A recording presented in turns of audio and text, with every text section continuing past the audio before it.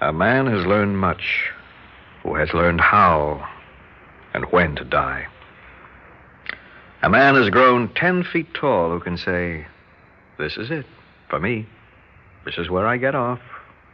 No transfer, no detour. Just a direct route. Why do you frown like that? Why do you look so frightened? I am 10 feet tall. Oh, wipe the terror from your eyes. From up here, even in the black shadow obscure you, you look very pretty.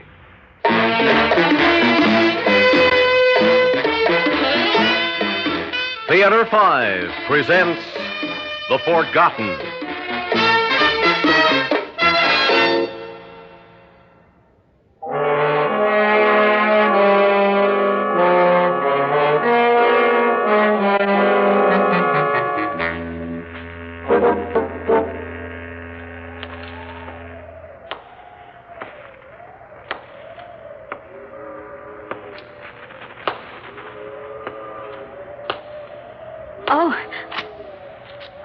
You frightened me. I didn't see you up there. Oh, just keep walking. Forget you saw me. You're going to jump. When you get out of here... Oh, just look down. It's awfully far down to the river. You'll die 1,000 deaths. I've already died 1,000 deaths. But I know. No life lasts forever. Everything is final. Every breath you take is final once it leaves you. The day is final. Dies with sleep. Oh, but there's another day. Another night. Another sleep. There's another breath. And most wonderful of all, there's another hope. For who? For you? For everyone alive. What are you, some kind of Pollyanna or something? No. Well, beat it, girlie. Get lost. I'm not a girlie. Far from it. Goody for you. You're not very old yourself. 35. That's awfully young to want to die. I'm an old man. I've lived 1,000,000 years. Even at my age, you can feel you've lived 1,000,000 years. What are you doing down there? Come down, and I'll tell you. Nobody walks across unless there's a reason. I've got a reason. Got a flat? No. What are you doing down there? Come down, and I'll tell you. Keep walking, girl. You're sure to draw attention to me. The cops will come, and some minister with a lot of soft talk about God. A crowd will gather, and some yellow-bellied crumb will yell, jump! And I'll yell back, come up and hold my hand, you scum, and we'll jump together. Go on, start walking. No one can see you perched up there in that girder. It's dark. You saw me. Only because I happened to look up. Someone else can happen to look up. No one ever walks across this bridge at night. You said so yourself. No. They drive. Look at him. Speeding. Speeding to where? Home? An argument? A lousy meal? Please come down and talk to me. I'm terribly alone. I need someone to talk to. You got troubles? Yes. And why don't you jump over that railing you're hugging so hard and let the river take care of them for you? Maybe if I talk to you first. Oh, leave me alone. You asked me a little while ago what I was doing here. You said you had a flat. You said that. I don't own a car. What are you doing here? I came to jump, too. Oh, Kitty. I came to jump over this railing and destroy myself. Yeah? Well, what are you waiting for? Then I saw you perched up there, ready to jump. And I suddenly realized how wrong it was. Just like that, huh? A coward's way out.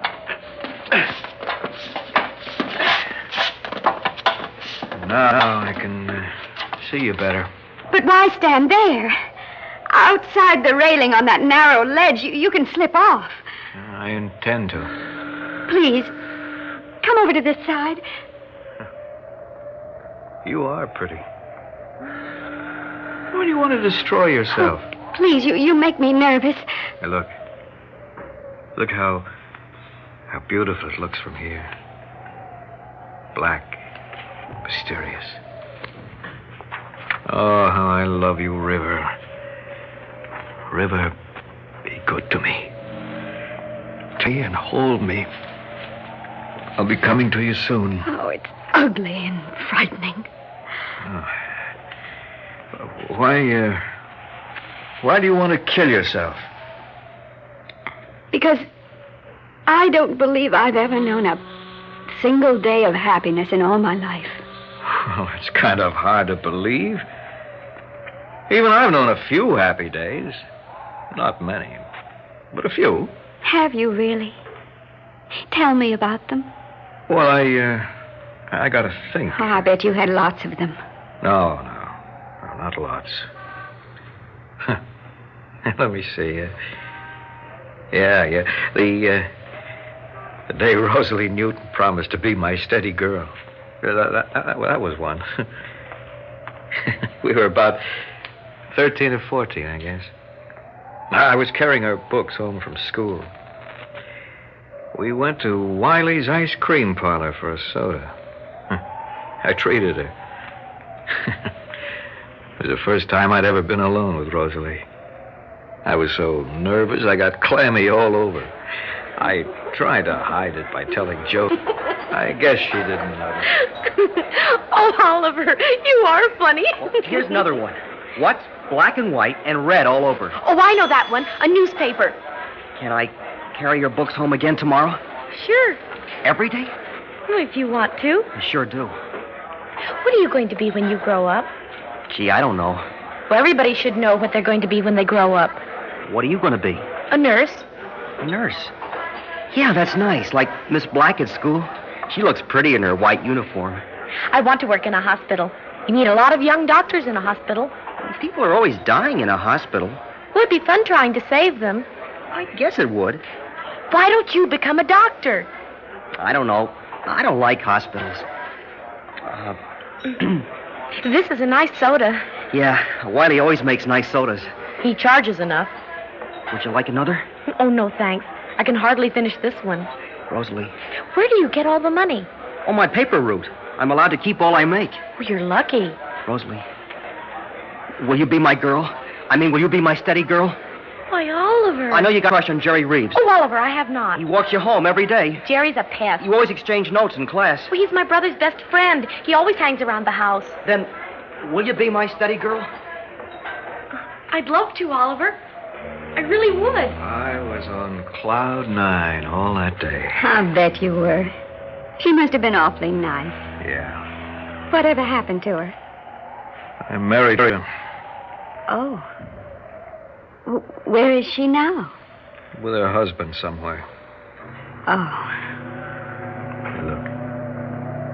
Look down there. Look at her flowing so gently. Look how she sparkles in the moonlight. How beautiful she is. Hi. I'll be down presently. I'll be down. Look. I don't want to look. Please, come over to this side where it's safe. The sleep eternal. No more hurts. Just peace. No more frustrations, just slumber. No more fears, hate. Just sleep. Sleep. Someone could see you clinging to that railing, please. Won't you come over to this side? Sleep. Sleep.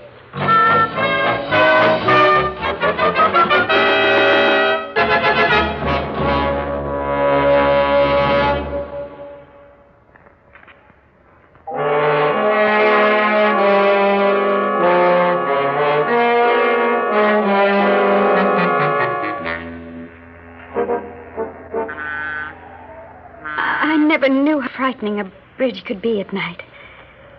Everything looked so sinister.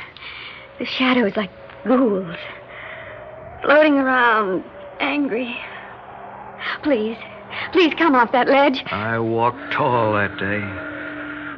Taller than the church steeple as I took Rosalie home. You must have had a day like that. I can't remember. Everybody's had a day like that. Nobody ever asked me to be a steady girl. Where'd you live, in a convent or something? No, but nobody ever asked me to be a steady girl. You must have had at least one day. Think. Well, the day I graduated from high, I guess. Yes, that day. It was in June. There. Your mom and pop were there, all your friends, relatives. My mother and father were divorced when I was 4. Oh. After that, I remember being on the move. Rooming houses and motels, one after another. I was left alone a lot. One day they arrested my mother for living like she did. And I was put in an orphanage. That's rough. When I was older, I was placed in foster homes. Some were nice, some not so nice. The day I graduated from high school was a happy day. I walked tall that day, too, although in a different way. It seemed almost as if I were a part of something. That I just belong. fine, Emily. The first time. My, this is a very big day for you. I want you to know both Mr. Farnsworth and I are very proud of you. Oh, thank you, Mrs. Farnsworth. That's why we bought you this dress for your graduation. Oh, it's perfectly lovely. We wanted you to look every bit as nice as any of the other girls. Oh, I know I shall, Mrs. Farnsworth. And I'll always be grateful to you and Mr. Farnsworth. You've been a good girl, Emily. A good, conscientious worker. You've never given us any trouble. That's more than I can say for some of the other girls we've had. Thank you, Mrs. Farnsworth. You've been kind to me. As you know, Emily, we're just poor, hard-working people. But Mr. Farnsworth and I want you to have this as a graduation gift.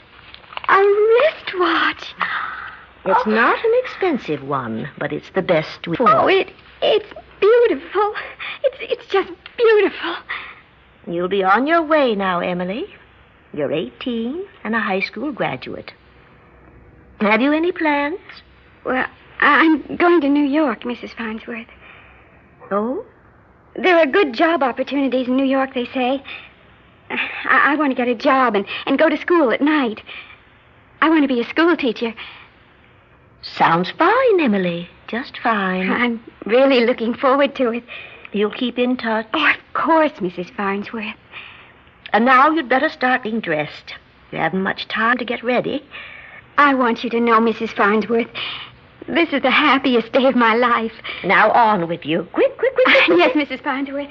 I'll be ready in no time. In just no time at all. Well, tell me, Emily, did you keep in touch? Oh, yes. Look. A stinking tanker plowing through my beautiful river and slashing it like a knife. Stop it, I tell you! Stop it! Rivers are for ships, Oliver. The river down there is for me. For us. That's our salvation, our peace, our tranquility. We'll jump together, Emily. Come, give me your hand. No. It'll come up and enfold us like Jacob's robe, full of understanding. We'll walk with angels. No. Don't be afraid, Emily. It's cowardly. Life wasn't meant to be destroyed. It was meant to be lived. You came here to destroy yourself. Come, Emily. Together. Why did Rosalie leave you? Huh? Why did she leave you, Oliver? Oh. Marry another man. A successful one. Is that the only reason? I never counted all the reasons. Maybe because she never loved me to start with. The seed of love she sowed on barren soil. Maybe because she lost respect for me. You wear the mark of failure on the sleeve of your coat like a blazing neon sign. Oh, she could pour it on. That was cruel. And maybe because we never had any kids. A woman should have kids or a job when she's married, or her mind becomes a playroom for the devil. And maybe because I loved her too much, tried too hard to hold her. And maybe because I kited those company checks and got caught and faced a jail sentence. What's kiting a check? Adding an extra digit to it, pocketing the difference. Did they give you a long sentence? I'm out on bail. They sentence me next week. But I won't be around next week. I'll be down there, asleep. That'll be a laugh. I'll be down there. Please, get off that ledge. What happened to your night school? What? Oh, I enrolled at City College. I couldn't wait to attend classes every night. It was wonderful. So? I met a man. First man I ever knew. Yeah, I know. He left you for another gal. He was very sweet. He'd meet me every night after class, and we'd go to a little restaurant for coffee and maybe a sandwich and talk. See, we had so much to talk about. It was always exciting. It was all sort of, kind of like a dream. On weekends, we'd take drives out to the country. We'd stop somewhere for lunch. We'd walk through the woods and maybe lie on the grass. Oh, it was fun. It was beautiful. I fell in love with him. How about the other gal? I thought he'd ask me to marry him. But when I told him I was pregnant... Pregnant? He stopped seeing me. Dirty rat. Why didn't you take him to court? He works for some European firm. He went back. He's married and has a family over there. I'd like to lay my hands on that character. It was so pretty while it lasted. So very, very pretty. Oh, you've come over the railing, Oliver. Huh? Oh, yeah. Emily, you're going to have a baby. Yes. Do you realize what you'd have done if you jumped off this bridge? I'd have committed suicide. You'd have also committed murder. I hadn't thought of that. Emily, there's a pizza joint at the end of this bridge. What do you say we go over there? Have a pizza, maybe a beer. Do a little thinking. You know, there's tomorrow and tomorrow and tomorrow. And there's the kid. Whatever you say, Oliver. Sure. Sure. You're shivering. Here, take my coat. Oh, thanks. Let's go. Yes. Let's go.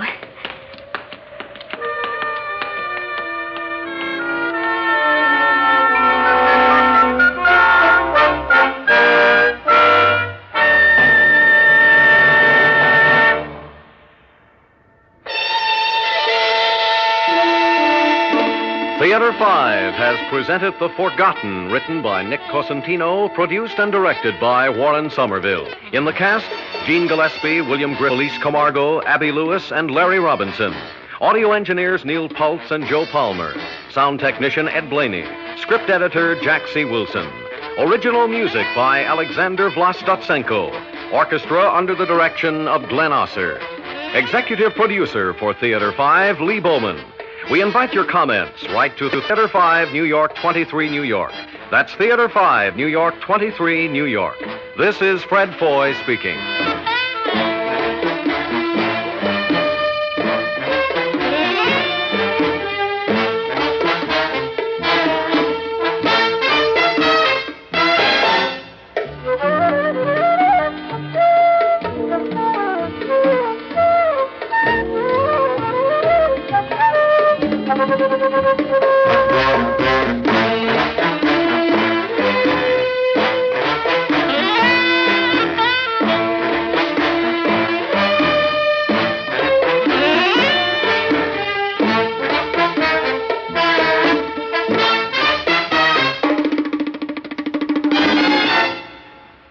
This has been an ABC Radio Network production.